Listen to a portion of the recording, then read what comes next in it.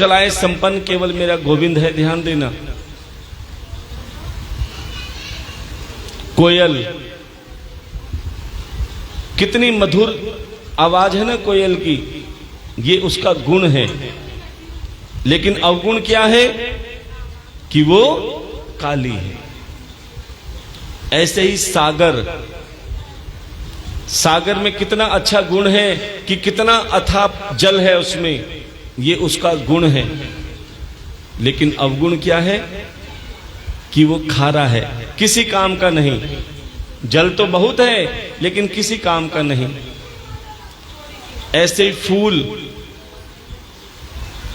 उसका गुण है कि उसमें कितनी अच्छी खुशबू आती है, लेकिन अवगुण क्या है? गुलाब के फूल में ये लंबे लंबे कांटे लगे। हाँ जी, हाँ, ये याद दिला रहे हैं आपको। तो इंसान को देखो, बड़े ध्यान से सुनना। इंसान कोयल के पास जाता है और कहता है कि ए कोयल, तू अगर काली ना होती तो कितना अच्छा होता। ये इंसान गुण नहीं देख रहा, कमियां निकाल रहा है। ए कोयल, तू अगर काली ना होती तो कितना अच्छा होता।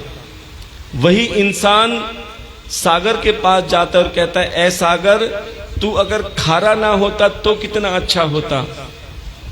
वही इंसान फूल के पास जाता है कि ए फूल, तुझ में अगर कांटे ना होते तो कितना अच्छा होता।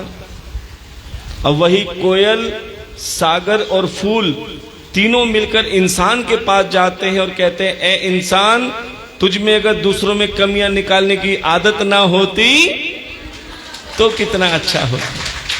ये सारी जिंदगी इंसान दूसरों में कमियां निकालने में लगा है। ध्यान से सुनना, हर इंसान दूसरे पे उंगली उठा देता है, लेकिन क्या होता है, एक उंगली सामने वाले की तरफ होती है तो 3 उंगली। इसलिए सबसे बड़ी भक्ति क्या है? सबसे बड़ी भक्ति माला फेरना नहीं है, सबसे बड़ी भक्ति व्रत करना भी नहीं है। तो भक्ति क्या है? आदत बुरी सुधार लो, हो गया भजन। आदत बुरी सुधार लो, हो गया भजन। आदत बुरी सुधार लो, हो गया भजन। आदत बुरी सुधार लो, हो गया भजन। मन की तरंग मार लो, हो गया भजन। हाँ, मन की तरंग मार लो, हो गया भजन। नजरों को तुम सुधार लो, नजरों को तुम सुधार लो, नजरों को तुम सुधार लो, सत्य वचन कहो। नजरों को तुम सुधार लो, नजरों को तुम सुधार लो, हो गया भजन। आदत बुरी सुधार लो, हो गया भजन। आदत बुरी सुधार लो, हो गया भजन। अब प्यारे, जैसे ही माता अदिति ने देखा कि राजा बलि ने सभी देवी देवताओं को युद्ध में जीतकर उनका धन अधिकार कर लिया है, तभी माता अदिति ने श्री हरि से प्रार्थना करी कि हे गोविंद, आप किसी भी रूप में आओ और मेरे पुत्रों को राजपाट वापस दिलाओ। तब श्री हरि नारायण भगवान ने चतुर्भुज रूप में दर्शन दिए और कहा कि मां, तू चिंता मत कर, मैं तेरे पुत्रों को राजपाट भी वापस दिलाऊंगा और वापस ही नहीं, पुत्र के रूप में तेरे पास आऊंगा। कुछ समय बाद में माता अदिति के पुत्र हुआ और ब्राह्मण ने उसका नाम रखा वामन। बोलिए श्री हरि वामन भगवान की जय। अब वही वामन मात्र 5 वर्ष के हुए और जब उस बालक को पता लगा कि राजा बलि ने एक महान यज्ञ किया है और उस यज्ञ में बड़े बड़े विद्वान ब्राह्मण को बुलाया है। और राजा बलि जिस ब्राह्मण को दक्षिणा दे देते थे, फिर वो ब्राह्मण जिंदगी में किसी के आगे हाथ नहीं फैलाते थे, इतनी दान दक्षिणा देते थे।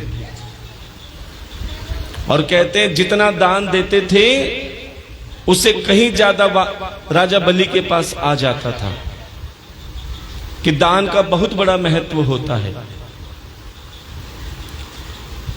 लेकिन उन्हें इस बात का अभिमान था कि संसार में मेरे से बड़ा कोई दानी नहीं। उनका यही अभिमान दूर करने के लिए वामन भगवान राजा बलि की सभा में आए। छोटे से ब्राह्मण के रूप में इतने सुंदर लग रहे थे।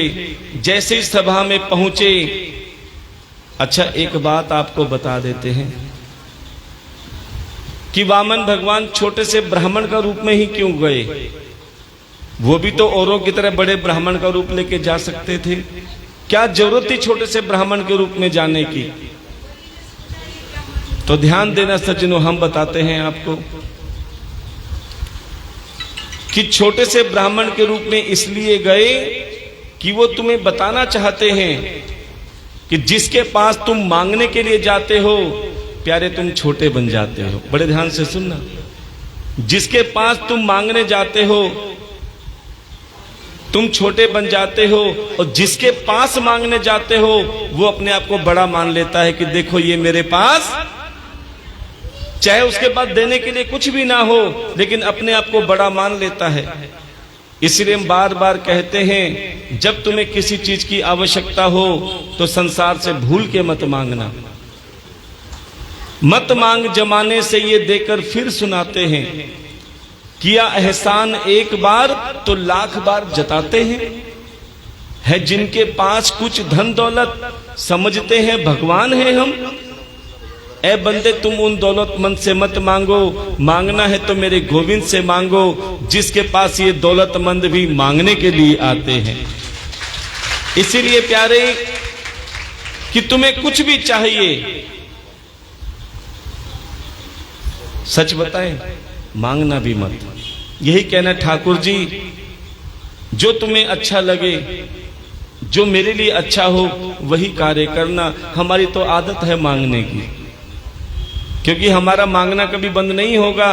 पूरी जिंदगी कट जाएगी तो भी मांगते ही रहेंगे। इसलिए जो तुम्हें अच्छा लगे, जो हमारे लिए अच्छा हो वही कार्य करना। अब जैसे ही छोटे से ब्राह्मण के रूप में राजा बलि के सामने गए, राजा बलि अपने सिंहासन से उठ खड़े हुए, क्योंकि राजा बलि को पता है ब्राह्मण चाहे छोटा हो या बड़ा हो, हमेशा आदरणीय होता है, हमेशा पूजनीय होता है। तुम्हारे घर पे कोई संत महात्मा ब्राह्मण बहन और बेटी आए तो प्यारे उसका सम्मान अवश्य किया करो, क्योंकि जिस घर में संत महात्मा ब्राह्मण बहन और बेटी का सम्मान किया जाता है, जिस घर में ये सब खुश होके जाते हैं, विश्वास मानो उस घर में श्री हरि नारायण भगवान रहते हैं।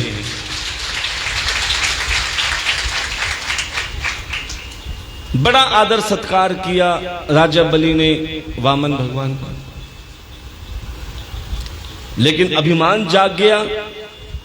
बोले हे ब्राह्मण देवता, मेरे यहाँ बड़े बड़े ब्राह्मण आए हैं विद्वान, मैंने उन्हें इतनी दान दक्षिणा दी, जिसे मैं एक बार दक्षिणा दे देता हूं, जिसे मैं एक बार दान दे देता हूं, फिर वो किसी के आगे हाथ नहीं फैलाते। लेकिन आप जैसे छोटे से ब्राह्मण भी आए हैं, तो हे ब्राह्मण देवता, आपकी जो इच्छा हो मांग लो। अब वामन भगवान मुस्कुरा रहे हैं कि तू मुझे देने के लिए कह रहा है, कोई बात नहीं। अब छोटे से ब्राह्मण क्या कहने लगे, बड़े ध्यान से सुनना। राजा बलि, हमें पता है तुम्हारे पास ऐसी कोई वस्तु नहीं जो तुम नहीं दे सकते, लेकिन मेरी ज्यादा इच्छा भी नहीं है, क्योंकि संसार के समस्त सुख साधन मनुष्य की इच्छाओं की पूर्ति नहीं कर सकते। जितना ही इच्छाएं पूरी होंगी उससे ज्यादा इच्छाएं बढ़ने लग जाएंगी। अच्छा, तुम्हें बता देते हैं इच्छा और आवश्यकता में फर्क क्या है। दो चीजें हैं, एक इच्छा और एक आवश्यकता। किसी को भूख लगती है, दाल रोटी खाओगे तो भी पेट भर जाएगा। क्यों? ये शरीर की आवश्यकता है, दाल रोटी से भी पेट भर जाएगा। लेकिन आजकल हमारे बच्चों की इच्छाएं क्या है, यंगस्टर की इच्छाएं क्या है? हमें तो चाउमीन खानी है, हमें मोमोज, बर्गर, पिज्जा, ना जाने क्या क्या, ये उनकी इच्छाएं हैं। और आजकल तो एक इच्छा और आ रही है, हमें तो मुरथल के पराठे खाने हैं। किस किस ने नाम सुना है मुरथल के पराठों का? आहा, देखो सच बताएं, जितने के पराठे नहीं होते उतने का तो तेल लग जाता है। और कई ऐसे बच्चे होते हैं, ध्यान देना, पैसों की कोई कमी नहीं है, अपने पिताजी की जेब से गाड़ी की चाबी निकाली, 2-4 हजार रुपए की कोई बड़ी बात नहीं है, वो लिए और यार दोस्तों को गाड़ी में बिठाया, चलो मुरथल के पराठे खाते हैं। और आपने सुना होगा, समाचार में देखा होगा, मुरथल जा रहे थे, रास्ते में किसने मारा? पराठों ने, प्यारे इच्छा ने। घर बैठ के दाल रोटी में पेट भर सकता था, लेकिन वहां गए। और इस मामले में हमारी माताएं बहनें भी कम नहीं है, ध्यान देना। इस मामले में हमारी माताएं बहनें भी कम नहीं है, ध्यान से सुनना। ऐसी किसी माता बहन के घर में चाहे संदूक हो, अलमारी हो, बेड हो, कोई भी चीज खोलोगे कपड़े गिर गिर के बाहर आएंगे। लेकिन जैसे कोई त्योहार आता है, जैसे कोई शादी का कार्ड आता है या करवा चौथ आ जाए तो पूछ लो, हमारे पास तो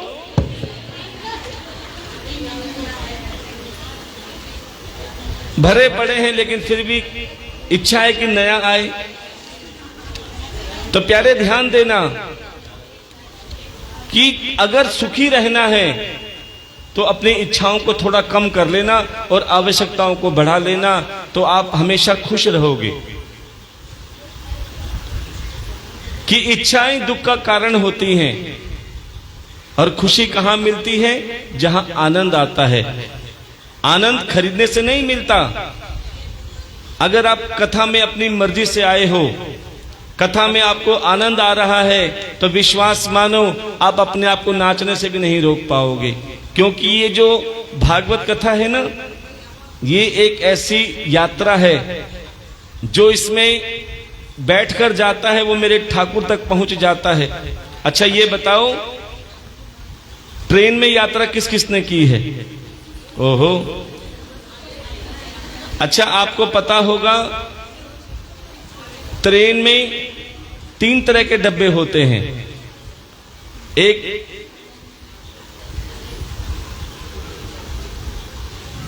जनरल में क्या होता है? इंसान लटक लटक के जाता है, सीट भी नहीं मिलती, क्योंकि वो सबसे सस्ती टिकट होती है जनरल की। उसके बाद दूसरी बोगी होती है रिजर्वेशन, स्लीपर जिसे कहते हैं। वो थोड़ी सी महंगी होती है, उसमें इंसान को सोने बैठने को तो मिलता है, लेकिन खाने को और एयर कंडीशन नहीं होता। उसके बाद तीसरी बोगी सबसे बढ़िया होती है, first class, second class, third class, जो एसी में स्लीपर भी होता है, बैठने को भी मिलता है और खाने पीने को भी मिलता है। अच्छा ये बताओ, सबसे बढ़िया क्लास कौन सी है?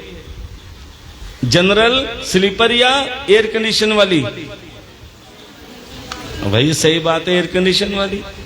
ऐसे ही भागवत कथा में भी 3 बोगियां हैं जिसमें आप बैठकर जा सकते हो मेरे ठाकुर के धाम पे। बीच बीच में कीर्तन होता है। कीर्तन में जो मुंह फुला के बैठे रहते हैं ना बोलेंगे ना बोलने देंगे, ना नाचेंगे ना नाचने देंगे। वो तो जनरल क्लास में जाते हैं लटकते हुए। अब ये देख लेना आपको कौन सी टिकट कटानी है, टिकट बता रहे हैं आपको। जो ऐसे मुंह फुला के बैठे रहोगे तो वो तो जनरल क्लास में जाएगा, और जो चुपचाप बैठ के खाली ताली बजाएगा वो स्लीपर में जाएगा, और जो आगे आके खूब जम के हाजिरी लगाएगा प्यारे वो एयर कंडीशन में खाता पीता मौज करता जाएगा। अब टिकट कट रही है, यात्रा चल रही है। अब ये देखना है कि कौन सी बोगी में बैठ के जाता है, जनरल में जाए, स्लीपर में जाए या एयर कंडीशन में जाए। अच्छा ये बताओ ठाकुर जी से प्रेम कौन कौन करते हैं? देखो जो ठाकुर जी से प्रेम करते हैं उसके लिए एयर कंडीशन की टिकट खाली है, और जो पड़ोसन से प्रेम करते हैं वो जनरल क्लास में जा सकती हैं। तो सभी अपने स्थान पे खड़े हो जाएंगे जो एयर कंडीशन में जाना चाहते हैं। वृंदावन में गाड़ी चाली चालर जिसने चालना, वृंदावन में गाड़ी चाली चालर जिसने चालना, वृंदावन में गाड़ी चाली चालर जिसने चालना, वृंदावन में गाड़ी चाली चालर जिसने चालना। मत गइए पाछे रे गए, फिर मत गइए पाछे रे गए, मत गइए पाछे रे गए, मत गइए पाछे रे गए। हमने बीता चाल वृंदावन में गाड़ी चाली चालर जिसने चालना, वृंदावन में गाड़ी चाली चालर जिसने चालना। जब नाच गाते चलेंगे श्री राधे।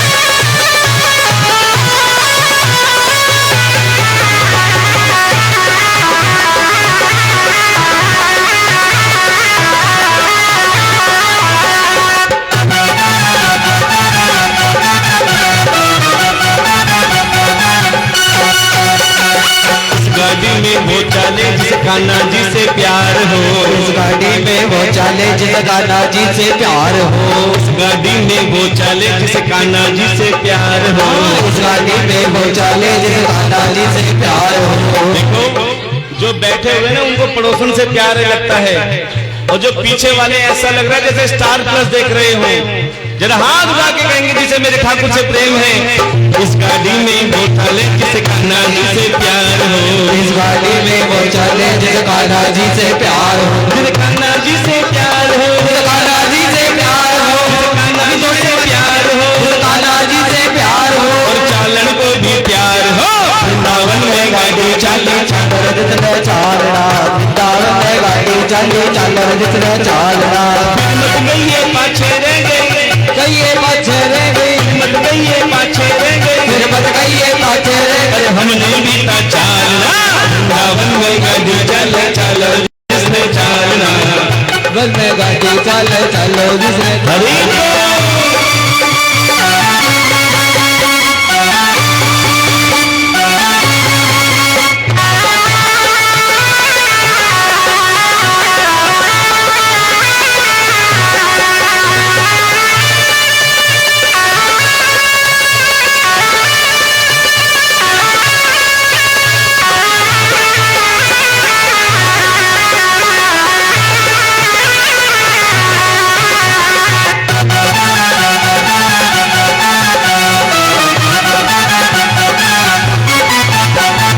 उस गाड़ी में वो चलेगा जिसने नाम लिखाया हो, इस गाड़ी में वो चलेगा जिसने नाम लिखाया हो, इस गाड़ी में वो चलेगा जिसने नाम लिखाया हो, इस गाड़ी में वो चलेगा जिसने नाम लिखाया हो, जिसने नाम लिखाया हो, जिसने नाम लिखाया हो, जिसने नाम लिखाया हो, हाँ जिसने नाम लिखाया हो। और चालन को भी प्यार हो।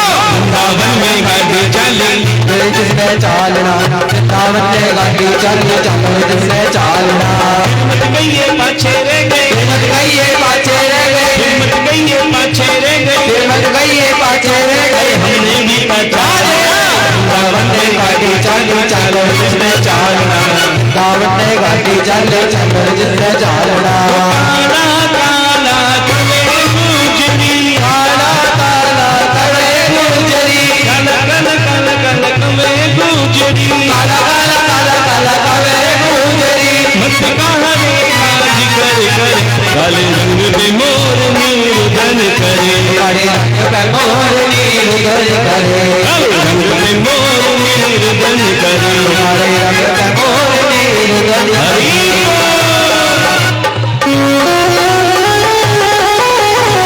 नाच गाते ठाकुर को मनाएंगे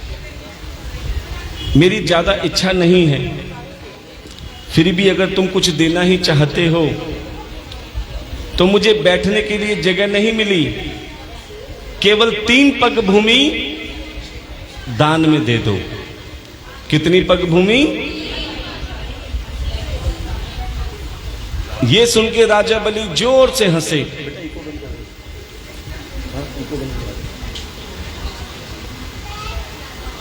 अब ये राजा बलि नहीं, उनका अभिमान हंस रहा था। हे छोटे से ब्राह्मण देवता, जितने आप छोटे हो उतनी आपकी सोच छोटी है। अरे तुम मुझसे हाथी घोड़े मांगते, हीरे मोती मांगते, धन दौलत मांगते, मेरा पूरा राज्य भी मांग लेते तो मैं दे देता, लेकिन तुमने क्या मांगा? केवल 3 पग भूमि। ब्राह्मण देवता मुस्कुरा रहे हैं, मन में मुस्कुराते कहते हैं, एक बार देकर तो देख, तेरा सब कुछ ना हर लूं तो कहना। बोले राजा बलि ज्यादा बातें मत बनाओ, 3 पग भूमि दान देना है तो दो, नहीं तो हम खाली हाथ जा रहे हैं, और ब्राह्मण तुम्हारे हाथ से द्वार से खाली चले गए तो तुम पाप के भागी बनोगे। अरे ब्राह्मण देवता नाराज मत हो, मैं 3 पग भूमि देने का वचन देता हूं। बड़े ध्यान से सुनना। वामन भगवान कहने लगे, ब्राह्मण देवता कहने लगे, राजा बलि ऐसे दान नहीं दिया जाता, जब तक उसका संकल्प ना हो तब तक वो दान संपन्न नहीं माना जाता। और संकल्प क्या होता है? ध्यान देना, संकल्प का मतलब ये नहीं कि ब्राह्मण से जी संकल्प कराओ। संकल्प का मतलब होता है तुम्हारे मन में ये विश्वास होना चाहिए कि हाँ मैंने कहा है तो दान देंगे, ये संकल्प होना चाहिए, विल पावर। लेकिन आजकल क्या होता है, मन में तो बहुत सोचते हैं लेकिन जब देने की बारी आती सबसे पीछे होते हैं। बड़े ध्यान से सुनना, ठाकुर जी हमारी भी परीक्षा लेते हैं। कई बार तो कई जगह पे इतना प्रेम मिलता है, इतनी संगत जुड़ती है, देख के दिल गदगद हो जाता है। लेकिन कई जगह भगवान इतनी परीक्षा लेते हैं, कहीं हमें अभिमान ना आ जाए तो ऐसे ऐसे चमत्कार भी दिखाते हैं। आपको बताएं, एक बार हम मुंगेशपुर, नाम सुना है मुंगेशपुर का? मुंगेशपुर में कथा करी, इतनी संगत जुड़ी, इतनी संगत जुड़ी, पूरी चौपाल में अंदाजा लगाओ कितनी संगत होगी। कितनी होगी? सिर्फ 3 बहनें, कथा सुनने वाली 3 बहनें अर्थात 3 पड़ोसन बैठी थी, बाकी लता दीदी थी और हमारे बजाने वाले भाई थे। कोई सुनने भी नहीं आया। हमने सोचा ठाकुर जी कोई बात नहीं, हम सुनाने वाले और आप सुनने वाले हो। एक दिन तो 3 जनी आई, दूसरे दिन वही तीनों कहती महाराज हम नहीं आएंगे, हमारी बेइज्जती हो रही है।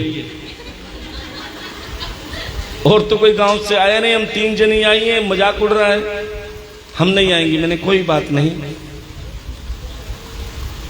हम तो ठाकुर जी को सुनाते हैं, जिसका भाव होगा वो आएगा।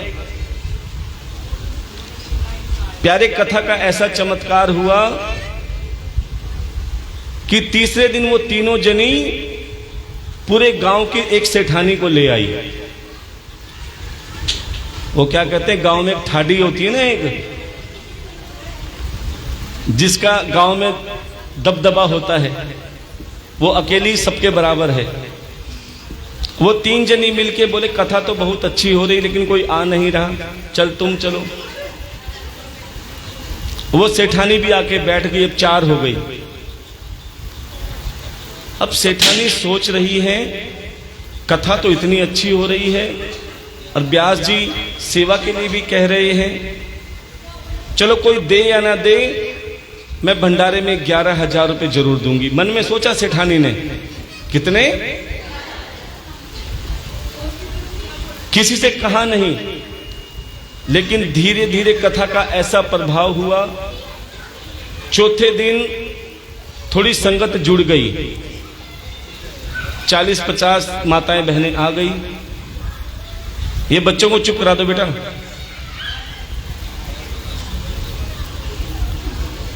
जैसे 40-50 जनी ने थोड़ी थोड़ी सेवा करी, अब वो सेठानी सोचने लगी, हाँ जी बातें नहीं,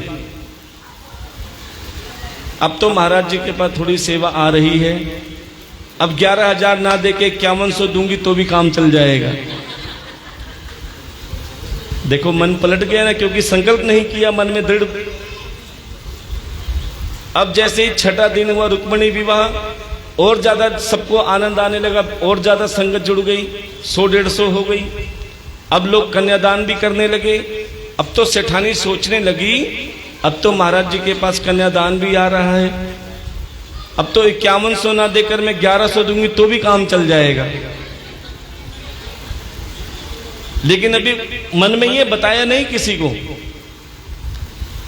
अब धीरे धीरे सुदामा चरित्र हुआ, सेवा लोग देने लगे, कोई आटा दे रहा है, कोई टीन दे रहा है, कोई कुछ दे रहा है, भंडारे की व्यवस्था हो गई। अब उस सेठानी ने सोचा, अब तो मैं 1100 ना दे के 100 रुपए दूंगी तो भी काम चल जाएगा। लेकिन ध्यान देना सज्जनों, भगवान अपना काम रोकता नहीं है, चाहे कोई दे या ना दे। ये तो सेवा की गंगा है, गंगा हमेशा बहती रहती है, जो गोते लगाता है उसका स्नान हो जाता है। अब जैसे ही भंडारा आरंभ हुआ, अब सेठानी आई, ओहो भंडारा भी चालू हो गया। बोले अब तो 100 देने से भी क्या फायदा, अब तो वैसे ही भंडारा चल रहा है। इतनी बड़ी थैली लाई और प्रसाद बांध के ले गई। तो सज्जनों, कहने का भाव क्या है, जितनी जल्दी तुम्हारा सेवा का मन करे, जितनी जल्दी तुम्हारा अच्छे काम करने का मन करे, उसे तुरंत कर डालो, क्योंकि मन का भरोसा नहीं कब पलट जाए। क्या ये मन बड़ा चंचल है, कैसे इसे समझाऊं, ये मन बड़ा चंचल है, कैसे इसे समझाऊं। कि प्यारे, जितना मन को घुमाओगे उतना घूमेगा। इसलिए अपना संकल्प पक्का रखो कि हाँ, मैंने कथा सुननी है तो सुननी है, मैंने सेवा करनी है तो सेवा करनी है। लेकिन प्यारे, कई ऐसी महान आत्माएं होती हैं जिनका एक सिद्धांत होता है, चमड़ी चली जाए पर उसे कहते हैं महाकंजूस। लेकिन हमारी नजर में वो सबसे बड़े दानी होते हैं, जो ना खुद खाते ना दूसरों को खाने देते, लेकिन अंत समय में वो सब कुछ छोड़ के चले जाते हैं। प्यारे, उसका दूसरा ही उपयोग करते हैं। इसलिए जीते जी जो तुम्हारे पास है उसमें कुछ सेवा धर्म के लिए भी रखो। एक बूढ़े बाबा, जिसने पूरी जिंदगी किसी को एक नया पैसा दान नहीं दिया, ना मंदिर में, ना सत्संग में, ना भंडारे में, ना कन्यादान में, ना किसी शुभ कार्य में। सिर्फ वो बूढ़े बाबा जोड़े रखते थे।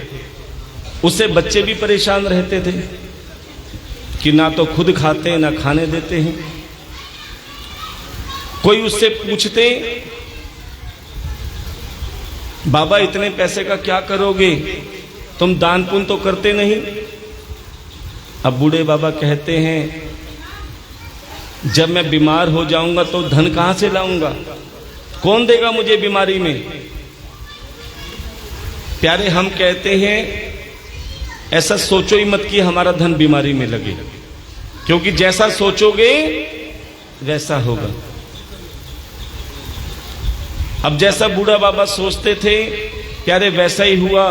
बूढ़े बाबा को ऐसी बीमारी लगी, दिन पर दिन उसकी हालत खराब होती गई।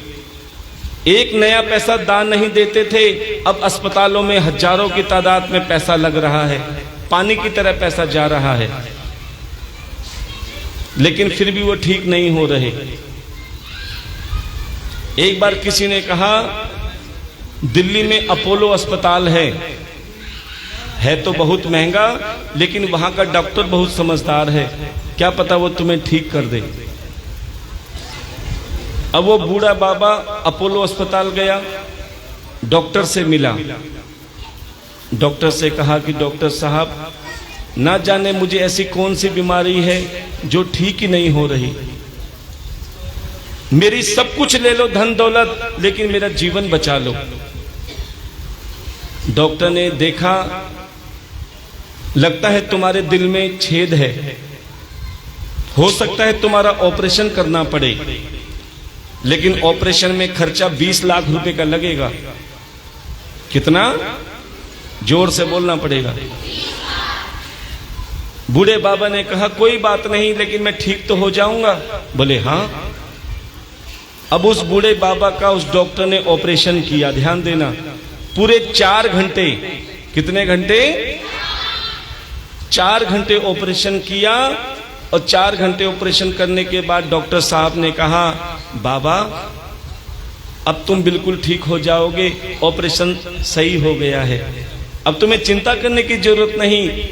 बूढ़ा बाबा बहुत प्रसन्न हुआ, खुश हुआ, लेकिन जैसे ही डॉक्टर ने 20 लाख रुपए का बिल दिया हाथ में, वो बूढ़ा बाबा जोर जोर से रोने लगा। अरे बाबा रो मत, फिर दोबारा बीमार हो जाओगे, तबीयत खराब हो जाएगी। तुम ये बिल देख के रो रहे हो ना 20 लाख का, कोई बात नहीं, थोड़े थोड़े करके दे देना, लेकिन रो मत। अब बूढ़ा बाबा क्या कहने लगा, ध्यान देकर सुनना। डॉक्टर साहब, मैं ये 20 लाख का बिल देख के नहीं रो रहा। अरे तुम 30 लाख मांगते, 40 लाख मांगते, 50 लाख मांगते, मैं वो भी देता। बोले तो रो क्यों रहे हो? बोले मैं रो इसलिए रहा हूं कि तुमने मेरे दिल को 4 घंटे संभाला। कितने घंटे का ऑपरेशन था? तुमने मेरे दिल को केवल 4 घंटे संभाला और 20 लाख रुपए का बिल बना दिया। मेरे ठाकुर ने मेरे पूरे शरीर को 80 साल तक संभाल के रखा, मैंने उसके लिए आज तक कुछ नहीं किया। तुमने मेरे दिल को 4 घंटे संभाला और 20 लाख का बिल बना दिया। मेरे ठाकुर ने 80 साल तक पूरे शरीर को संभाल के रखा, मैंने आज तक उसके लिए कुछ नहीं किया। प्यारे, अगर मैं मेरे ठाकुर के लिए इतना सा भी कर लेता, ना आज 20 लाख लगते, ना मेरा शरीर कटता, ना मुझे किसी सहारे की जरूरत होती। इसीलिए कहते हैं प्यारे, जब मौका मिले कथा श्रवण करने में भी कंजूसी मत करना, ठाकुर में अपना मन लगाने में भी कंजूसी मत करना, और जहां धर्म का कार्य हो, सेवा का कार्य हो, भंडारे का कार्य हो, कन्यादान का कार्य हो, अगर तुम्हारे पास नेक कमाई है, देखो कर्जा करके कभी दान नहीं करना चाहिए। बड़े ध्यान से सुनना। अपने बच्चों के परिवार का पेट का खर्चा निकाल के कभी दान मत करना, कि घर में बच्चे तो भूखे हों और तुम सेवा करते रहो, वो भी नहीं लगेगा। कलेश करके भी दान मत करना। जबरदस्ती पतिदेव की कमाई है 5000 और तुम जाके लो जी 5100 रुपए सेवा में दे दो, तो भाई परिवार कैसे चलेगा? वो भी सेवा नहीं होती। अगर तुम्हारी 10 रुपए की कमाई है तो प्यारे 1 रुपया दे देना, अर्थात 10वां भाग। 100 रुपए की कमाई है तो 10 रुपए देना, कि जितनी नेक कमाई हो प्यारे उसका 10वां भाग जो ठाकुर जी के नाम किया जाता है, जो सेवा के नाम किया जाता है, प्यारे विश्वास मानो मेरा ठाकुर उसकी दिन दुगनी और रात चौगुनी तरक्की करता है।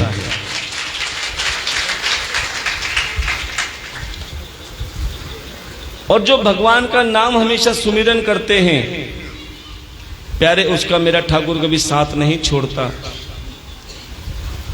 एक ब्राह्मण था जिसका नाम था अजामिल।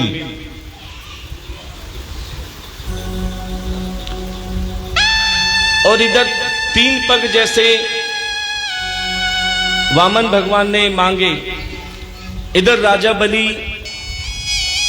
दान देने के लिए तैयार तो हो गए, लेकिन उनके कुलगुरु शुक्राचार्य जी ने कहा कि राजा बलि इस ब्राह्मण को दान मत दो, बोले क्यों?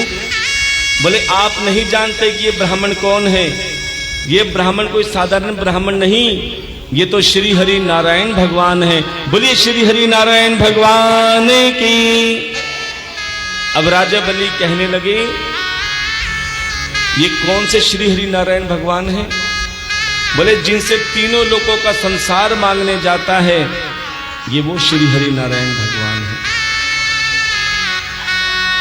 बोले जिनसे तीनों लोगों का संसार मांगने जाता है, आज वो श्री हरि नारायण मेरे पास मांगने आए हैं और तुम कहते हो इसे दान मत दो। आज तो मैं अपना तन मन धन सब कुछ भी दे दूं तो भी मेरे लिए कम है। प्यारे, राजा बलि ने हाथ में कमंडल लिया और संकल्प करने लगे, तभी चमत्कार हुआ। क्या? कि कमंडल के नलकी में शुक्राचार्य जाकर बैठ गए। इधर दान देने वाला भी तैयार है और दान लेने वाला भी तैयार है, लेकिन बीच में अड़ंगे कौन डाल रहा है? शुक्राचार्य। जो दान देने और लेने वाले के बीच में अड़ंगे डालते हैं, उन्हें भगवान क्या समझते हैं? ध्यान देना। जब गंगा जल हाथ में नहीं गिरा तो वामन भगवान ने कहा, राजा बलि लगता है तुम्हारे गंगा जल के कमंडल की नलकी में कचरा फंस गया है। और कचरा कौन था? शुक्राचार्य। इसे निकालना पड़ेगा।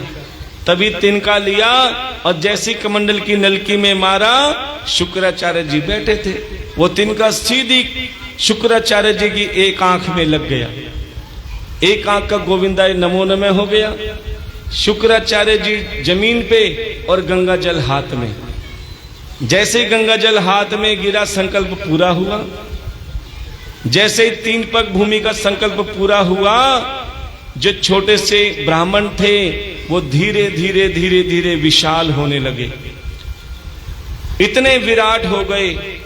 और जो उनके छोटे छोटे पैर थे ना, वो इतने विशाल हो गए। एक पग में वामन भगवान ने धरती और आकाश नाप लिया, दूसरे पग में पूरा पाताल नाप लिया।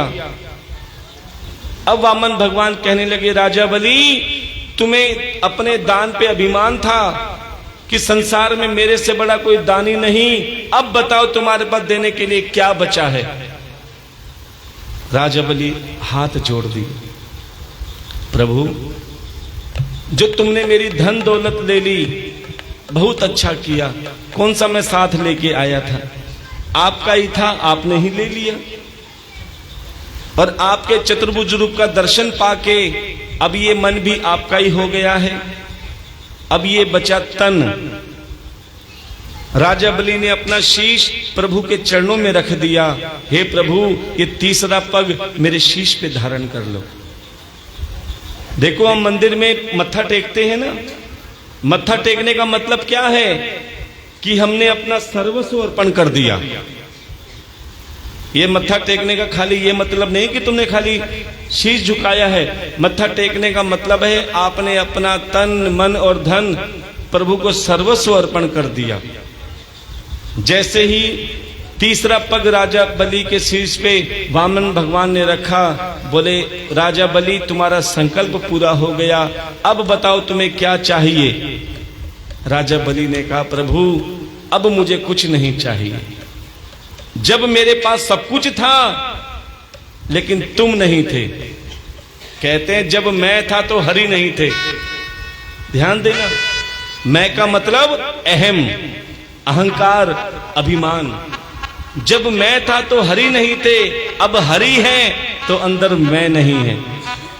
इसलिए प्यारे हम आपसे कहते हैं कि भगवान से कहना हमें सब कुछ देना, लेकिन अभिमान मत देना। क्योंकि अभिमान में 3 जने बिल्कुल चले गए। अभिमान में 3 जने बिल्कुल चले गए। कौन? धन, वैभव और वंश।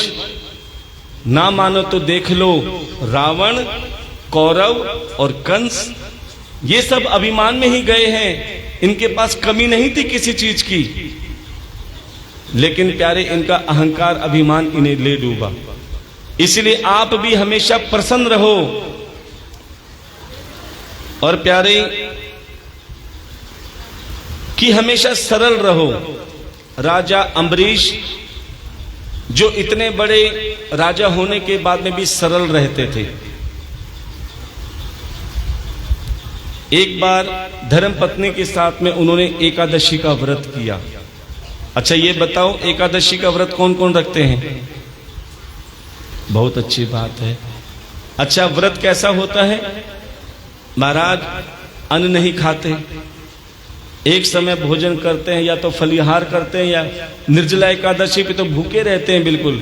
सुना है ना? अच्छा, नवरात्रों के व्रत कौन कौन रखती हैं? ओहो, अच्छा नवरात्रों के व्रत बता देते हैं आपको। बोले महाराज अन्न तो नहीं खाते। बोले तो क्या खाते हैं? बोले बस देसी घी के कुट्टू के आटे की पूड़ियां खाते हैं, देसी घी के कुट्टू के आटे के पकोड़े भी खा लेते हैं, देसी घी का आलू का हलवा भी खा लेते हैं, और थोड़ा बहुत कुछ बचता है तो फल भी खा लेते हैं। और कुछ बचता है? ध्यान देना। हाँ, सामक के देखो एक डिमांड और आ गई। इसका मतलब जो रोज खाते हैं उससे भी ज्यादा खाते हैं। ध्यान देना। और विश्वास ना हो तो ये सब देसी घी का खाने के बाद में अपना ब्लड प्रेशर डॉक्टर से चेक करवा लेना। तो ध्यान देना सज्जनों, असल में व्रत क्या है हम आपको बताना चाहते हैं। असल में व्रत होता क्या है? भूखा रहना व्रत नहीं है। अगर भूखे रहने से भगवान मिल जाते तो आपने देखा होगा बस अड्डे के फ्लाईओवर पे दुनिया भर के जो होते हैं ना, जो फुटपाथ पे लेटे रहते हैं, कई कई दिन तक उनको भोजन नहीं मिलता। और कई तो इतने गरीब हैं जो कई कई दिन तक भूखे रहते हैं। क्या उन्हें भगवान मिलते हैं? तो बोले महाराज कौन सा व्रत रखें? तो हम बताते कौन सा व्रत रखो। भगवान से कहो कि हे भगवान, आज हम वो व्रत रखेंगे, आज हम किसी की बुराई नहीं करेंगे, आज हम किसी को कष्ट नहीं पहुंचाएंगे, आज हम किसी का दिल नहीं दुखाएंगे, आज हम बेईमानी नहीं करेंगे। और प्यारे, जो किसी का बुरा नहीं चाहता, जो किसी का बुरा नहीं सोचता, प्यारे वो सबसे बड़ा व्रती होता है। हमेशा प्रसन्न रहो, किसी का बुरा ना चाहो, प्यारे वो सबसे बड़ा व्रत है। अब प्यारे, राजा अम्बरीश ने अपनी धर्मपत्नी के साथ में एकादशी का व्रत किया। सभी ब्राह्मण भोजन कराया द्वादशी के दिन, और उसी में दुर्वासा ऋषि आए पूरी टोली के साथ में। जैसे दुर्वासा ऋषि को कहा कि प्रभु भोजन ग्रहण करो, तभी दुर्वासा ऋषि ने कहा अभी हम स्नान करने के लिए जाते हैं, कुछ देर में आएंगे। अब दुर्वासा ऋषि को स्नान करने में देर हो गई। इधर राजा अम्बरीश परेशान हो रहे हैं। क्यों? द्वादशी की घड़ी समाप्त हो रही है। अगर घड़ी समाप्त हो गई तो व्रत खंडित, और ब्राह्मण से पहले भोजन कर लिया तो वो नाराज हो जाएंगे। क्या करें? संत महात्माओं से पूछा कि महाराज क्या करें? बोले केवल आप जल पीकर व्रत खोल सकते हैं। जैसे राजा अम्बरीश ने अभी पिया भी नहीं था, जैसे ही कमंडल उठाया, इतने में दुर्वासा ऋषि आ गए। राजा अम्बरीश, तुमने हमारा अपमान किया, हमारे आने से पहले व्रत खोलने की सोची, तुम्हें इसका भुगतान करना होगा। जैसे ही दुर्वासा ऋषि ने अपनी जटा का बाल उखाड़ा, ब्रह्म अस्त्र बनाया और राजा अम्बरीश पे छोड़ दिया। राजा अम्बरीश कहने लगे, हे प्रभु, मैंने आज तक किसी का बुरा करना तो दूर सोचा भी नहीं, फिर ये मेरे साथ क्या हो रहा है? प्रभु रक्षा करो। राजा अम्बरीश की पुकार सुनकर श्री हरि नारायण भगवान ने अपना सुदर्शन चक्र चलाया और उस ब्रह्म अस्त्र के टुकड़े किए, और वही सुदर्शन चक्र दुर्वासा ऋषि के पीछे पड़ गया। अब दुर्वासा ऋषि आगे आगे और सुदर्शन चक्र पीछे पीछे। अब दुर्वासा ऋषि अपनी जान बचाते कभी इंद्र देवता के पास जा रहे हैं कि मेरी रक्षा करो, कभी भोले बाबा के पास जा रहे हैं, कभी ब्रह्मा जी के पास जा रहे हैं। सबने हाथ खड़े कर दिए कि हम तुम्हारी रक्षा। तो कौन करेगा? बोले जिसने चक्र चलाया है वही चक्रधारी श्री हरि नारायण भगवान तुम्हारी रक्षा करेंगे। अब दुर्वासा ऋषि श्री हरि विष्णु भगवान के पास पहुंचे कि प्रभु त्राही माम मेरी रक्षा करो। तभी श्री हरि मुस्कुराए कि मैं तुम्हारी रक्षा कर लेता अगर तुम मेरा अपमान करते। देखो भगवान ने कितनी बड़ी बात कही है कि मैं तुम्हारी रक्षा कर लेता अगर तुम मेरा अपमान करते, लेकिन तुमने मेरे भक्त का अपमान किया है जो मुझे कभी बर्दाश्त नहीं। अरे तुम मेरी सेवा करो या मत करो मुझे कोई परवाह नहीं, लेकिन जो मेरे भक्तों की सेवा करते हैं, जो मेरे सेवादारों की सेवा करते हैं, जो संत महात्मा ब्राह्मण की सेवा करते हैं, समझ लेना मेरी सेवा अपने आप हो जाती है। अरे तुम मुझे भोग लगाओ या मत लगाओ, जो मेरे संत महात्माओं को, मेरे भक्तों को, मेरे सेवादारों को और जो अन्न का दान करके भंडारे में सेवा करते हैं, प्यारे समझ लेना वो मुझे भोग लग जाता है, मैं उसे स्वीकार कर लेता हूं।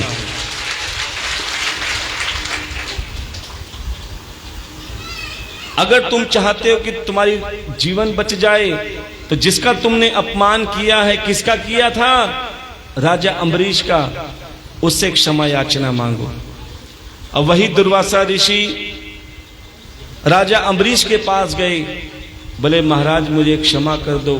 जैसे चरणों में गिरने जा रहे थे, राजा अम्बरीश ने तुरंत उठा लिया कि संत महात्मा आशीर्वाद देते हुए अच्छे लगते हैं। देखो राजा अम्बरीश इतना बलवान थे कि बदला ले सकते थे, लेकिन उन्होंने क्षमा किया। भगवान का सच्चा भक्त कौन होता है? जो बदला लेने की क्षमता रखने के बाद भी वो क्षमा कर दे। कहते हैं जिसको क्षमा मांगना और क्षमा करना आ गया, प्यारे वो सबसे बड़ा होता है।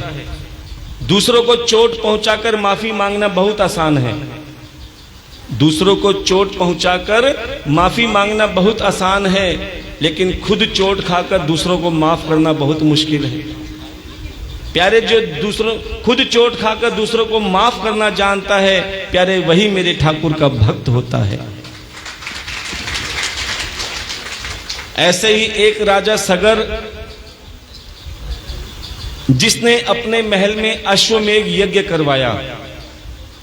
अश्वमेघ यज्ञ में क्या किया जाता है, ध्यान देना। उस यज्ञ में एक घोड़ा छोड़ दिया जाता है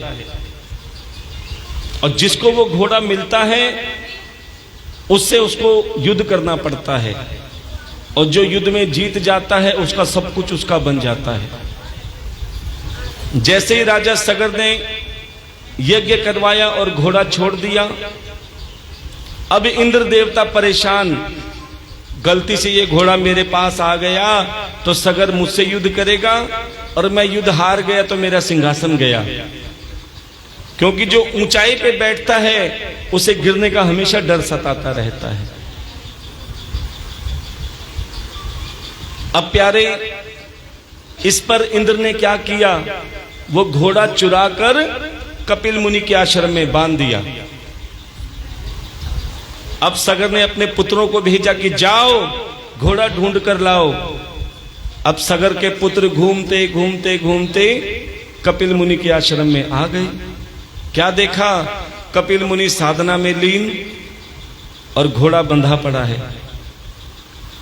तभी सगर के पुत्रों ने कपिल मुनि को बहुत बुरा भला कहा, अरे चोर, तुमने हमारे पिता का घोड़ा बांध लिया चोरी से।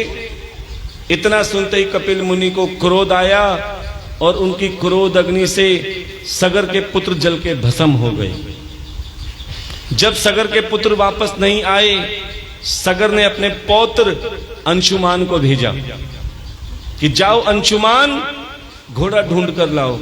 जैसे ही अंशुमान घोड़ा ढूंढते ढूंढते कपिल मुनि के आश्रम में आए, क्या देखा? कपिल मुनि साधना में लीन, चाचाओं की अस्थियां जो जल के भस्म हो गई थी वो रखी थी और घोड़ा भी बंधा पड़ा था। अब अंशुमान ने कपिल मुनि को बुरा भला नहीं कहा, बल्कि आदर सम्मान किया। कपिल मुनि प्रसन्न हुए। मांगो अंशुमान, क्या मांगते हो? बोले महात्मा जी, एक तो मुझे एक घोड़ा दे दीजिए, दूसरा हमारे चाचाओं को जीवित कर दीजिए जो तुम्हारी क्रोध अग्नि में जल के भस्म हो गए। तब कपिल मुनि ने कहा, अपने चाचाओं की अस्थियों पर गंगा जल छिड़काव कर दो, ये जीवित हो जाएंगे। प्यारे, उस समय गंगा जल धरती पे आया ही नहीं था। अब गंगा मैया को लाने के लिए अंशुमान ने हजारों वर्ष तक तप किया, लेकिन गंगा मैया नहीं आई। फिर अंशुमान के पुत्र राजा दिलीप हुए। दिलीप ने हजारों वर्ष तक तपस्या करी, लेकिन गंगा मैया नहीं आई। फिर राजा दिलीप के पुत्र भागीरथ जी हुए, जिन्होंने हजारों वर्ष तक तप किया। तब कहीं जाके गंगा मैया प्रकट हुई। भागीरथ जी, मैं तुम्हारे तप से प्रसन्न हूं, मांगो क्या मांगते हो? बोले मैया, आप धरती पर अवतरित हो जाएं, जिससे मेरे चाचाओं को स्पर्श पाके वो जीवित हो जाएं। संत महामुनि ऋषि मुनि आपका दर्शन पाके कृतार्थ हो जाएं, और जो पापी जन हैं वो आपके स्पर्श करके पवित्र हो जाएं। गंगा मैया ने कहा, भागीरथ, मैं आ तो जाऊंगी, लेकिन मेरा वेग संभालेगा कौन? मैं ऊपर से तीव्र गति से आऊंगी तो पाताल में ही चली जाऊंगी। मुझे बीच में स्टैंड चाहिए। इसलिए आप भोले बाबा की तपस्या करो। कहते हैं जब कोई काम फंस जाता है, किसको याद किया जाता है? इसलिए भोले भंडारी कहा जाता है। भस्मासुर ने तपस्या करी, भोले बाबा ने तथास्तु कह दिया। क्या मांगा था? जिस पे मैं हाथ रखूं वो भस्म हो जाए। भोले बाबा ने कहा तथास्तु। जैसे भस्मासुर को ये वरदान मिल गया, भस्मासुर ने सोचा ट्राई किस पे करूं? भोले बाबा आप ही हो। अब वो भस्मासुर भोले बाबा के ही पीछे पड़ गए। देख, तो संकट हमें नहीं, बाबा को भी आते हैं। बिना सोचे समझे जब हम काम कर देते हैं ना, तो परेशान भी हो जाते हैं। अब भोले बाबा परेशान कि भैया इसको मैंने तो वरदान दिया, मेरे पीछे पड़ गए। तब प्यारे श्री हरि नारायण भगवान मोहिनी का रूप धर के आए और भस्मासुर को नृत्य में मोहित कर दिया और कहा कि मैं तुम्हें नृत्य सिखाती हूं।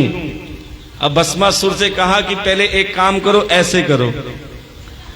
और जैसे ऐसे किया, भस्मासुर स्वाहा हो गया। ऐसे ही जब समुद्र मंथन हुआ, सबसे पहले क्या निकला? आइसक्रीम, हलाहल विष निकला। जब सभी देवी देवता घबरा गए तो किसको याद किया? भोले बाबा, अब आप ये विष ग्रहण करो। अब हलाहल विष भोले बाबा ने ग्रहण किया और अमृत देवताओं ने ग्रहण किया। जिन्होंने अमृत पिया वो देव कहलाए, जिन्होंने अमृत पिया वो देव कहलाए, और जिन्होंने विष पिया वो महादेव कहलाए। बोलिए महादेव त्रिलोकीनाथ की जय। भूत भावन भूतेश्वर काशीनाथ विश्वनाथ भगवान की जय।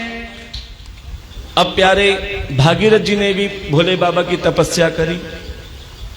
भोले बाबा ने गंगा मैया को अपने शीश पे धारण किया, तब जाके गंगा मैया धरती पर अवतरित हुई। बोलिए गंगा महारानी की जय।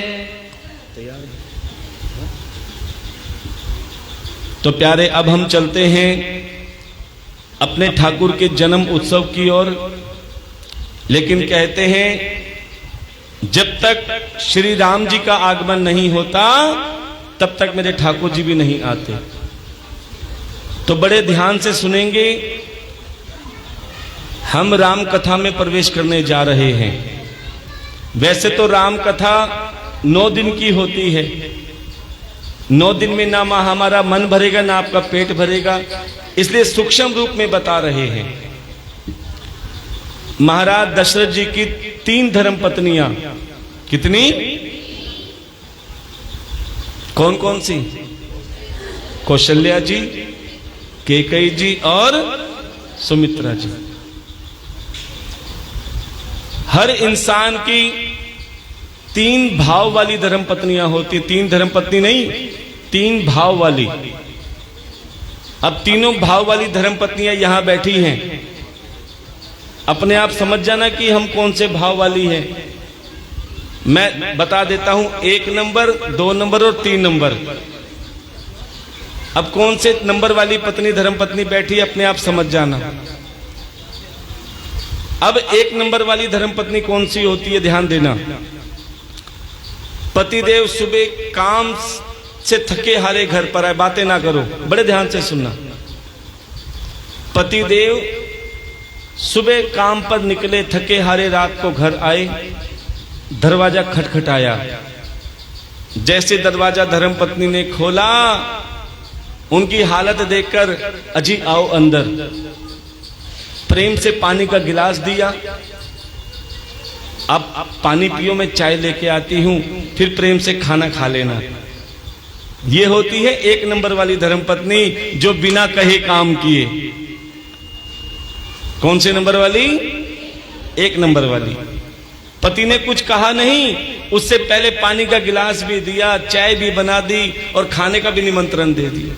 ये 1 नंबर वाली। अब 2 नंबर वाली सुन लो। पतिदेव थके हारे काम से घर में आए, दरवाजा खटखटाया। धर्मपत्नी ने दरवाजा खोला, कुछ नहीं बोली। पतिदेव कहने लगे, अरे भगवान बहुत थक गया, थोड़ा पानी पिला दो। अजी अभी लाई। पानी लाई। फिर धर्मपत्नी चुप, अरे भगवान थोड़ी चाय भी पिला दो। अजी अभी लाई। अर्थात जो कहकर काम करे। 1 नंबर वाली कौन सी? 2 नंबर वाली कौन सी?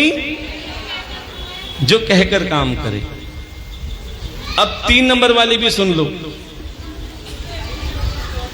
जैसे पतिदेव थके हारे आए, दरवाजा खोला। अब पत्नी देखते ही शिकायतें चालू, तुम्हारी माँ ने ऐसा कह दिया, तुम्हारी जिसने ऐसा कह दिया, आज ये खत्म हो गया, आज वो खत्म हो गया, मैं तुमसे ये कहा था, वो कहा था, ना जाने कितनी शिकायत। अभी घर में भी नहीं घुसे। अरे भगवान अंदर तो आने दे। अंदर आई, थक गया हूं, थोड़ा पानी तो पिला दो। पानी पियोगे? देखो वो रहा फ्रिज। एक काम करो, बोतल निकालो वहां से, और हाँ 2 गिलास लाना। 1 गिलास अपने लिए और 1 गिलास मेरे लिए। चाय पियोगे? वो भी बना लेना साथ साथ। और 2 कप बनाना, 1 अपने लिए और 1। ये कितनी नंबर? 3। अब देखो ठाकुर जी के आगे बैठे हो, शुरुआत करें। 1 नंबर वाली धर्मपत्नी कौन कौन सी, जरा हाथ उठाएंगे।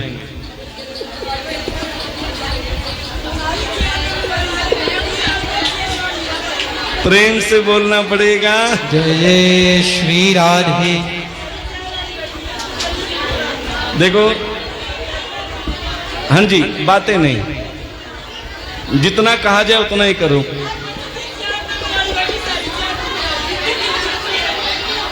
बोलिए वृंदावन बिहारी लाल की जय जय श्री राधे। शांति बनाए रखें सभी, सबको पता है 1 नंबर की कौन है। अच्छा, 2 नंबर वाली जो कहकर काम करती है, घबराओ मत ठाकुर जी। 2 नंबर वाली जो कहकर काम करती है वो हाथ उठाएंगी।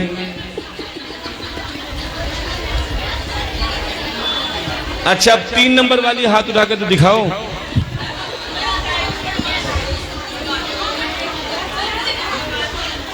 प्रेम से बोलना पड़ेगा।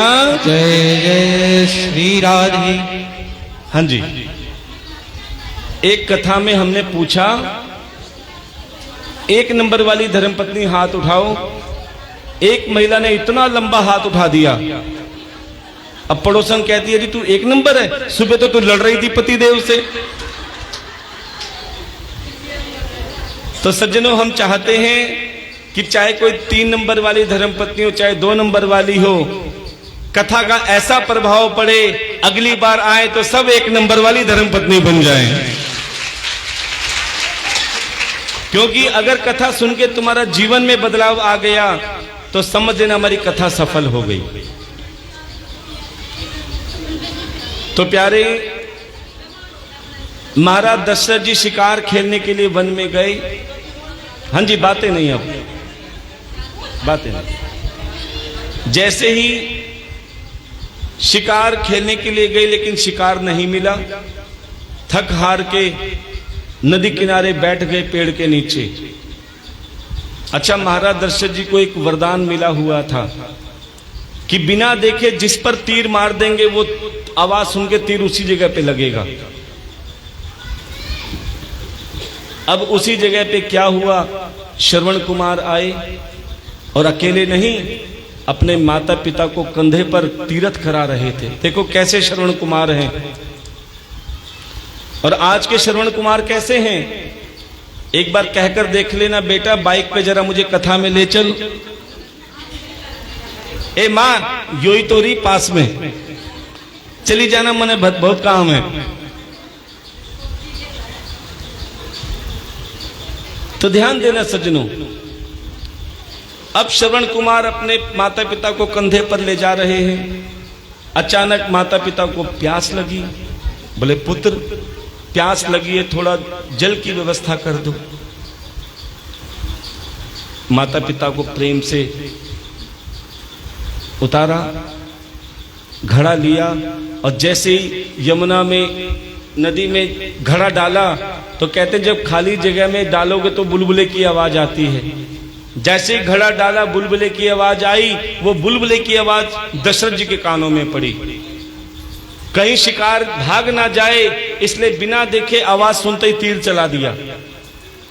ये नहीं देखा कि कोई हिरण है या इंसान है। वो सीधा तीर श्रवण कुमार की छाती पे लगे। श्रवण कुमार की मृत्यु हो गई। माता पिता ने तुरंत महाराज दशरथ जी को श्राप दे डाला। तुरंत श्राप दे डाला कि महाराज तुमने हमें हमारे पुत्र से वियोग कराया है, हम भी श्राप देते हैं, तुम्हें पुत्र का सुख नहीं मिलेगा। प्यारे, ऐसा ही हुआ।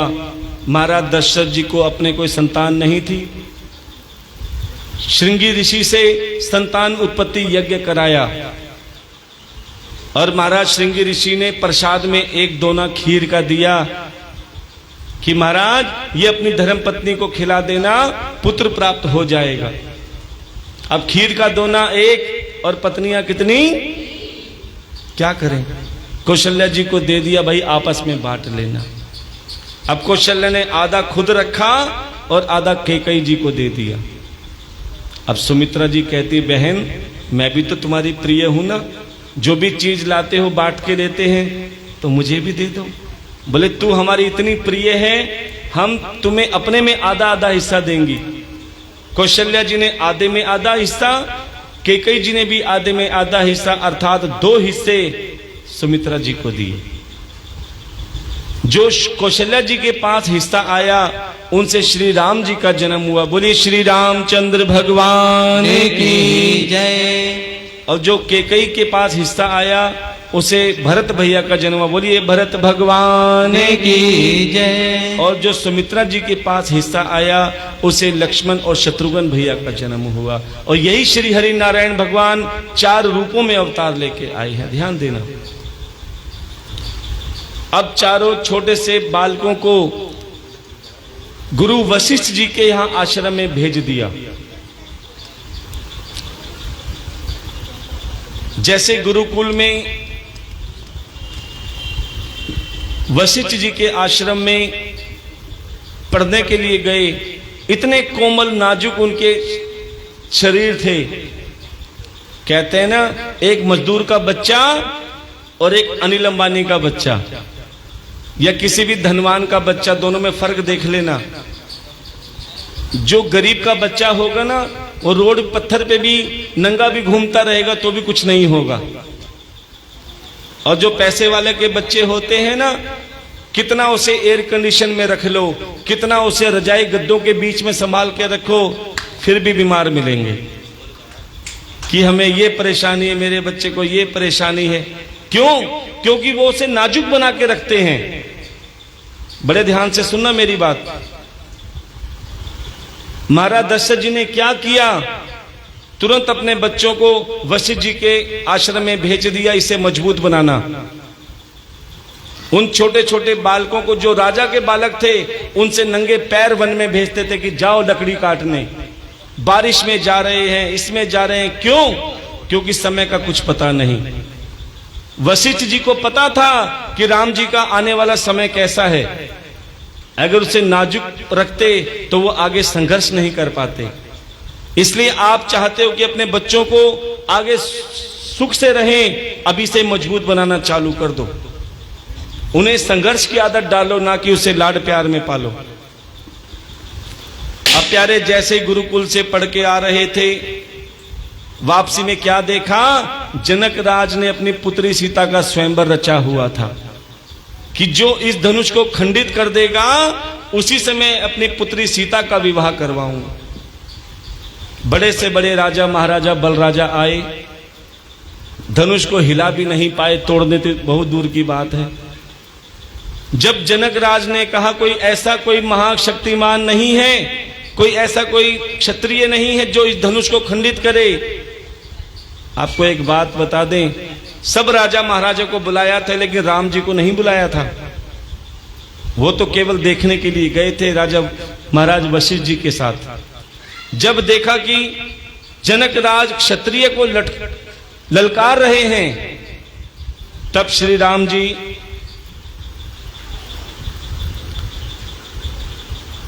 राम जी उठे और प्यारे उस धनुष को फूलों की तरह उठाया और प्यारे तिनके की तरह खंडित कर दिया। और प्यारे जैसे ही धनुष खंडित हुआ, जनक राज ने अपनी पुत्री सीता का विवाह श्री राम जी से कर दिया। अब श्री राम जी सियावर रामचंद्र बन गए। बोल सियापति रामचंद्र भगवान की जय। अब प्यारे वही उन चारों भैया का विवाह हुआ। बड़े प्रेम से सब रह रहे थे, लेकिन अचानक क्या हुआ कि महाराज दशरथ जी के मन में आया कि मेरा पुत्र राम इस लायक हो गया कि मेरी गद्दी संभाले। ढिंडोरा पिटवा दिया कि कल सुबह श्री राम जी का राज तिलक होगा। लेकिन कहते हैं कभी कभी दहेज में ऐसी वस्तु आ जाती है जो बहुत दुखदायक होती है। महाराज दशरथ जी की दहेज में एक दासी आई थी जिसका नाम था संतरा, मंथरा।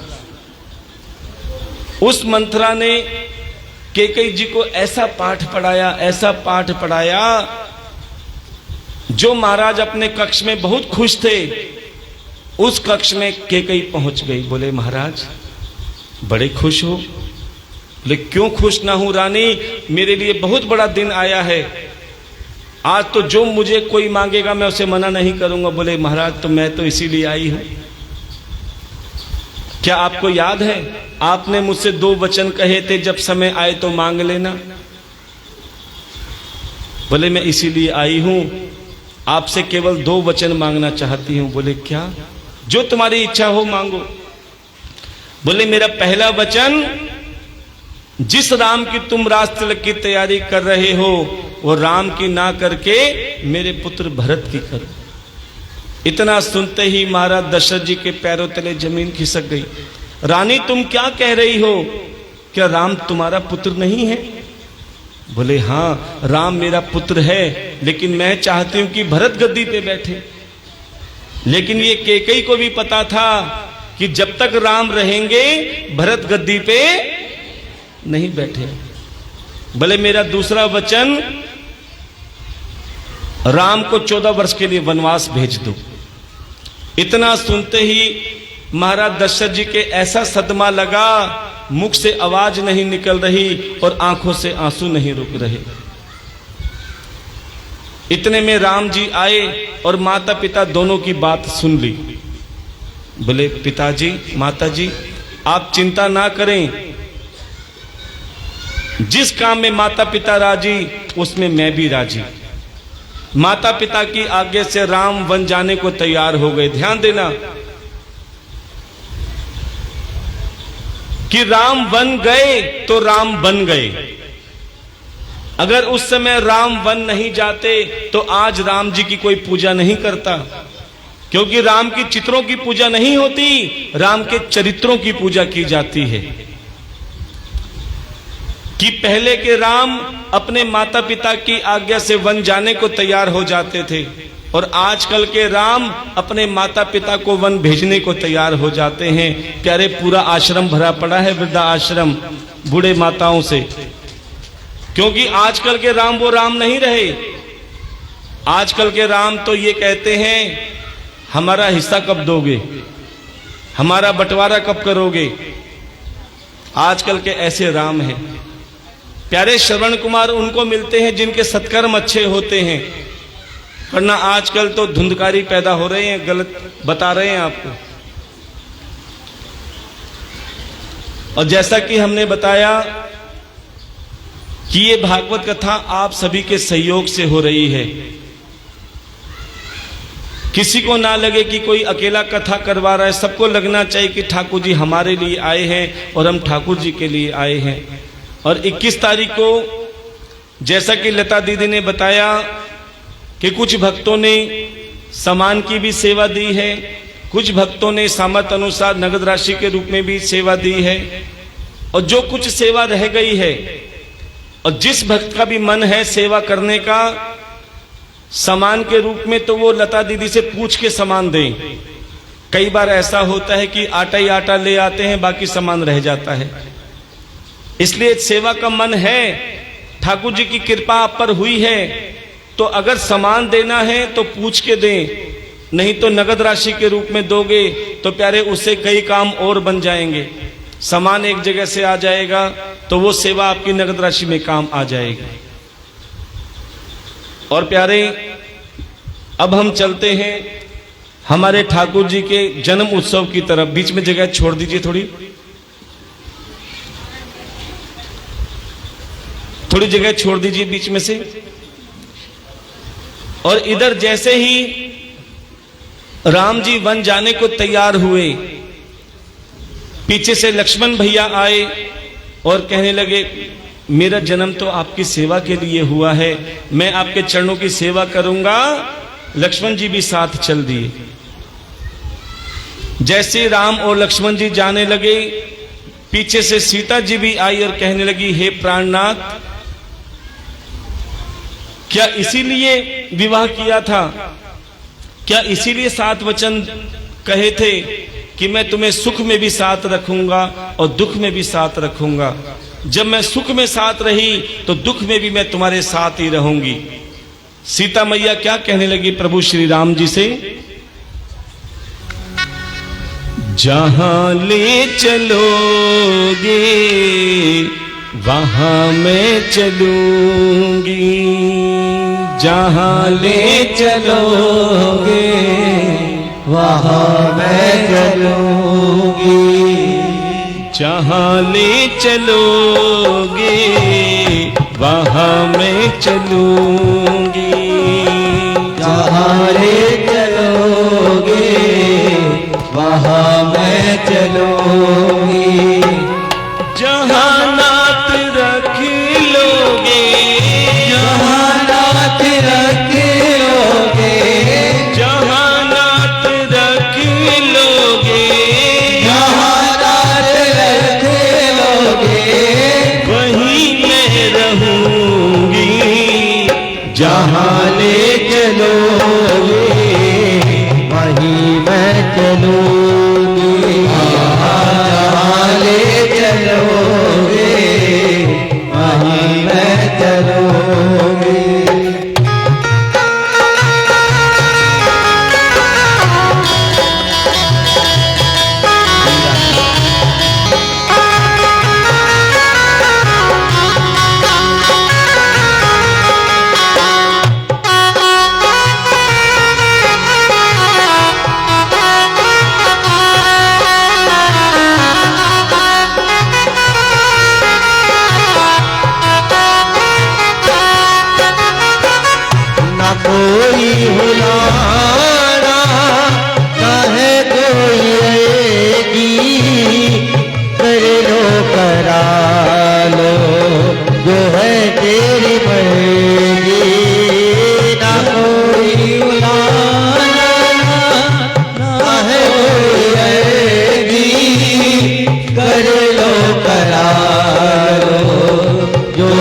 तेरी मर्जी, जहाँ नात रख लोगे, जहाँ नात रख लोगे, जहाँ नात रख लोगे, जहाँ नात रख लोगे, वहीं पे रहोगी, जहाँ ले चलोगे वहीं मैं चलूंगी, जहाँ ले चलोगे वहीं मैं चलूंगी।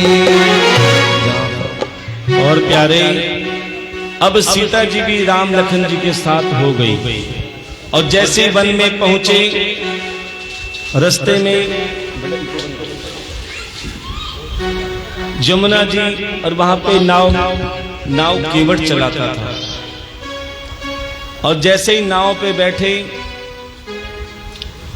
केवट ने सोचा कि मैंने सुना है राम बड़े जादूगर हैं, मैंने सुना है राम बड़े जादूगर हैं।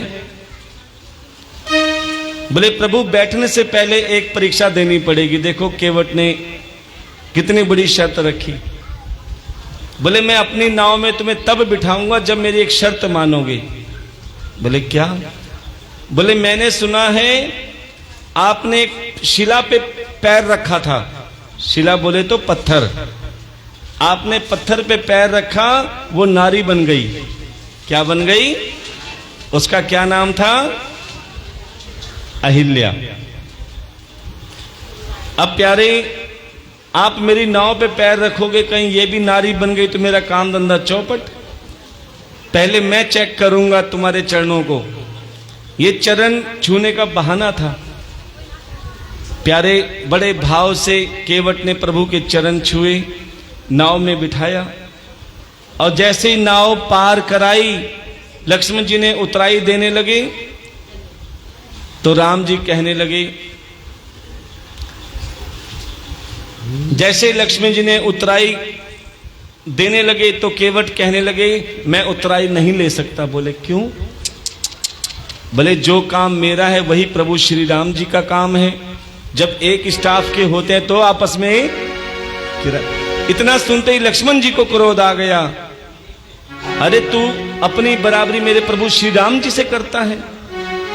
बोले क्षमा करना, लेकिन बिल्कुल सत्य कह रहा हूं। बोले कैसे? बोले मेरा काम नदी से पार कर कराना है, मेरा काम नदी पार कराना है और प्रभु श्री राम जी का काम भव सागर पार कराना है। अब प्यारे, जैसे ही वन में गए, वन में एक राक्षस सीता जी का हरण करके ले गए। अच्छा ये बताओ, जो जो मानते हैं कि रावण एक राक्षस है जरा हाथ उठाएंगे, और जो जो मानते हैं कि रावण एक विद्वान ब्राह्मण है वो हाथ उठाएंगे। प्यारे, रावण जैसा विद्वान ना आज तक हुआ है ना कभी होगा। ध्यान देना। आपको एक बात और बता दें कि रावण राम जी से हर चीज में बड़े हैं। रावण राम जी से हर चीज में बड़े हैं। कैसे? राम जी के कितने सर थे? ओहो, राम जी के 10 सर थे। राम जी का एक शीश था, रावण के 10 थे। तो कौन से बड़े हुए? अभी सुनते रहे ना। राम जी का ईंट पत्थर का महल था और रावण की पूरी सोने की लंका। तो कौन बड़े हुए? राम जी गुरु वशिष्ठ जी के आश्रम में पढ़ने के लिए जाया करते थे और गुरु वशिष्ठ जी के पिता ब्रह्मा जी रावण को घर में पढ़ाने के लिए आया करते थे। तो कौन बड़े हुए? हर चीज में रावण बड़े थे, लेकिन फिर भी उनका सर्वनाश क्यों हुआ? क्योंकि उनके अंदर अहम था, अहंकार था, अभिमान था। जब राम और रावण का युद्ध हुआ, जब रावण का अंत हुआ, तो उसी के पुष्पक विमान में जब राम, लक्ष्मण और सीता जी अयोध्या आए, कौशल्या मां ने पूछा कि पुत्र, रावण को किसने मारा? तो राम ने कहा रावण को मैंने मारा। कौशल्या ने फिर पूछा, पुत्र राम को आपने मारा? बोले मैंने नहीं मारा, रावण को उसकी मैंने मारा, अर्थात अहंकार ने मारा। इसलिए प्यारे हम बार बार कहते हैं भगवान से सब कुछ मांगो, लेकिन अभिमान भूल के मत मांगना। तो आइए चलते हैं अपने ठाकुर जी के जन्म उत्सव की ओर। कि प्राचीन काल में यदुवंशी राजा सूरसेन, उनके पुत्र वसुदेव जी, जो देवकी के साथ विवाह करके अपने चाचा के लड़के कंस, जो अपने रथ पे वसुदेव और देवकी को ले जा रहे थे ससुराल में, अचानक बिजली कड़की, आकाशवाणी हुई, रे कंस तू किसको लेके जा रहा है? बोले मैं अपनी बहन को लेके जा रहा हूं। बोले ये बहन नहीं, तुम्हारी मृत्यु तुम्हारा काल है।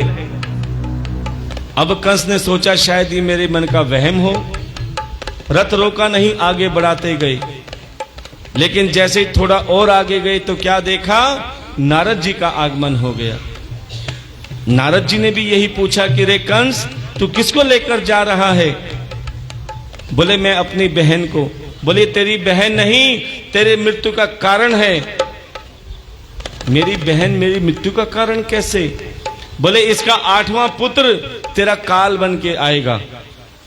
इतना सुनते ही कंस ने सोचा ना रहेगा बांस, उसी समय रथ रोका, अपनी बहन देवकी के केश पकड़े जमीन पे लिटा दिया। जैसे मारने जा रहे थे वसुदेव जी ने कहा, अरे तुम्हारी बहन ने क्या बिगाड़ा है?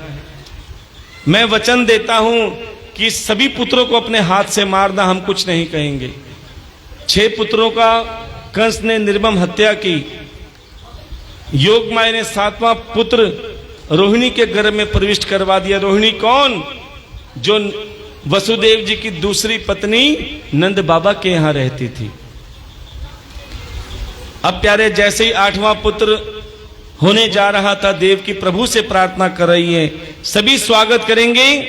स्वागतम कृष्णा हरि स्वागतम कृष्णा, स्वागतम कृष्णा हरि स्वागतम कृष्णा, स्वागतम कृष्णा सुस्वागतम कृष्णा, स्वागतम कृष्णा सुस्वागतम कृष्णा, स्वागतम सुस्वागतम शरणागतम कृष्णा, स्वागतम सुस्वागतम शरणागतम कृष्णा, स्वागतम कृष्णा स्वागतम कृष्णा, स्वागतम कृष्णा शरणागतम कृष्णा,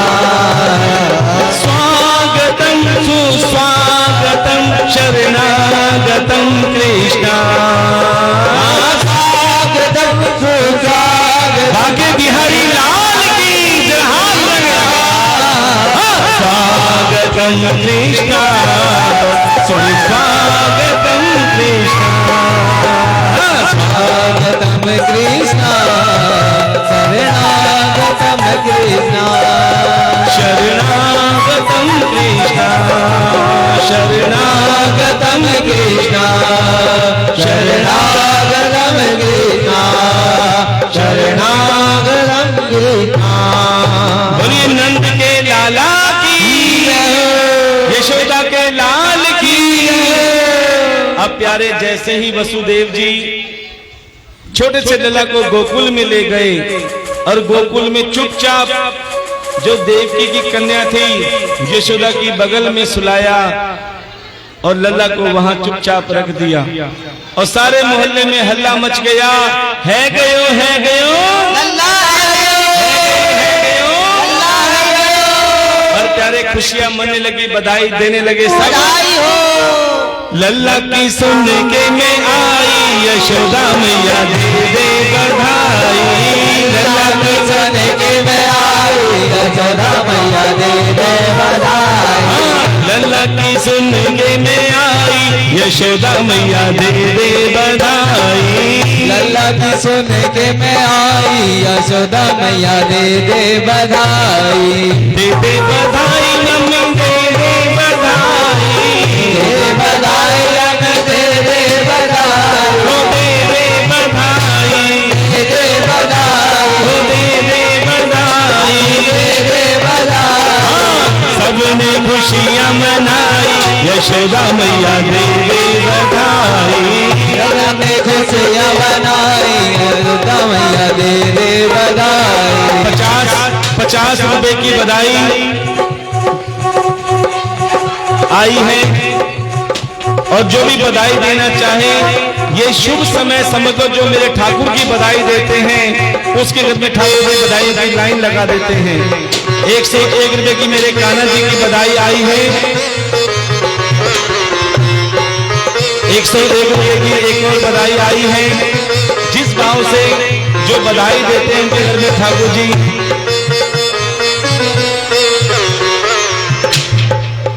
51 रुपए की एक और बधाई आई है। लल्ला की सुन के मैं आई, यशोदा मैया दे दे बधाई। लल्ला की सुन के मैं आई, यशोदा मैया दे दे बधाई। पहली बधाई आके बाबा की आई, पहली बधाई आगे बाबा की आई। हाँ पहली बधाई आके बाबा की आई। पहली बधाई आगे बाबा की आई। वो बाबा की आई, बाबा की आई, वो बाबा की आई। बाबा की आई।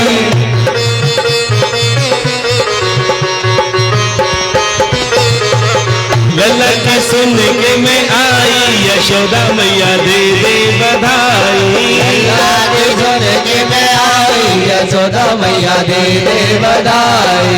101 रुपए की बधाई आपकी मैया की आई है। जोरदार ताली में स्वागत करेंगे। अगली बधाई आपकी मैया की आई, अगली बधाई आगे मैया की आई। वो मैया की आई, मैया की आई, वो लल्ला की आई। लल्ला की आई। हाँ संग ने खुशियाँ मनाई, यशोदा मैया दे दे बधाई। आज खुशियाँ मनाई, यशोदा मैया दे दे बधाई। अगली बधाई सारे भक्तों की आई, अगली बधाई सारे भक्तों की आई। भक्तों की आई, भक्तों की आई, हाँ भक्तों की आई। भक्तों की आई। हाँ भक्तों ने खुशियाँ मनाई, यशोदा मैया दे दे बधाई। भक्तों ने खुशियाँ मनाई, यशोदा मैया दे दे बधाई। आज जन्म हुआ मेरे कान्हा का, आज जन्म हुआ मेरे कान्हा का। आज कृपा हुई मेरे श्यामा की। आज कृपा नाच हुई देगा। श्यामा की। तो आज नहीं नाचोगे तो फिर कभी नाचोगे। आज नहीं नाचोगे तो फिर कब नाचोगे। तो आज नहीं नाचोगे तो फिर कभी नाचोगे। आज नहीं नाचोगे तो फिर कब नाचोगे। सारा परिवार तेरा एहसानमंद है, सारा परिवार तेरा एहसानमंद है। सारा परिवार तेरा एहसानमंद है। सारा परिवार तेरा एहसानमंद है। आनंद ही आनंद है, आनंद ही आनंद है, आनंद ही आनंद है, आनंद ही आनंद है। आनंद ही आनंद है, आनंद ही आनंद है। आनंद ही आनंद है, आनंद ही आनंद है। अच्छा एक बात बताओ, हमारे ठाकुर के आने की खुशी किस किस को है? कौन कौन चाहता है ठाकुर हमारे साथ हर साल यहाँ पर आए और ऐसे खुशियां मनाते रहे?